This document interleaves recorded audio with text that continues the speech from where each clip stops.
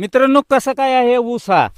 आपण आहोत पुरंदर तालुक्यातील मांडकी या गावी. गेल्या काही वर्षापासून मांडकी या गावात ऊस उत्पादकांचं आगार असं समजलं जायला लागलेलं आहे.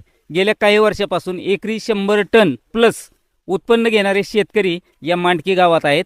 आत्ता सोमेश्वर कारखान्याचं कार्यक्षेत्र असलेल्या या मांडकीमध्ये या ऊसाची तोड चाललेली आहे. आणि महत्त्वाचं म्हणजे सोमेश्वर कारखान्याचे संचालक, विद्यमान संचालक आहेत विश्वासाबा जगताप. त्यांच्या शेतामध्ये आता आपण आहोत आणि आतापर्यंत ऊस त्यांचा किती गेला आहे, हे क्षेत्र किती आहे आणि किती ॲव्हरेज बसेल, आपण त्यांच्याकडून जाणून घेणार आहोत. आपण नमस्कार. नमस्कार. काय सांगताल, आता आपल्या ऊसावरती तोड बसलेली आहे, काय वाटतंय किती ॲव्हरेज बसेल आणि कुठल्या जातीचा ऊस आहे हा? नाही, हा 8632 जातीचा ऊस आहे. क्षेत्र 15 पांडा आहे आणि आतापर्यंत 55 टन ऊस गेलेला आहे आणि अजून 20 टन जाण्याची शक्यता आहे. म्हणजे साधारण 15 पांडात 75 टन आपल्याला मिळते. एकरी 100 टन आपलं ॲव्हरेज बसते असं वाटतंय. वाटते. काय वाटतंय आपल्याला, कशा प्रकारे ऊसाचं उत्पन्न घेतलंय आपण? चांगल्या प्रकारे मिळालं. काय काय केलं आपण पहिल्यापासून सांग. रासायनिक खतं, जैविक आणि केरन वापरले.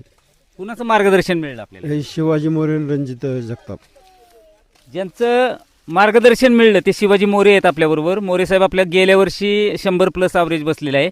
आपण आबांना कशा प्रकारे मार्गदर्शन केलं? यंदा कसं झालं, आता आबा आमच्या म्हणजे बरोबरच असतात. त्यांना शेतीची भयंकर आवड आहे. मोकळ्या टायमिंगमध्ये कारखान्याचं काम बघून, संचालक पदाचं काम बघून शेतीमध्ये ते वेळ देतात.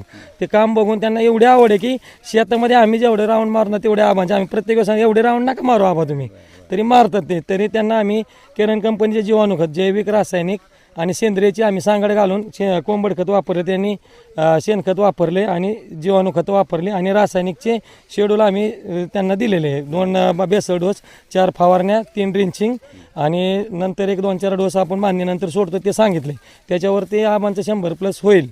आणि आम्ही सांगण्यापेक्षा शेतकऱ्यांची एवढी चिकाटी आहे, एवढे म्हणजे ह्या वयामध्ये त्यांनी एवढी चिकाटी दाखवून आम्हाला पण अभिमानास्पद वाटतं आणि त्यांचा आदर्श घेऊन आम्ही शेतीकडे जास्त वेळ देण्याचा प्रयत्न करू नये.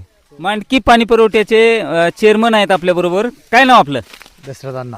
काय सांगताल, इतर शेतकऱ्यांना काय मार्गदर्शन करताल? एकरी बाबा 100 टन प्लस ॲव्हरेज बसलं पाहिजे. नाही, आता अलीकडे कसं झालेलं आहे की दोबडी पद्धतीने शेती करणं सोपं राहिलेलं नाही.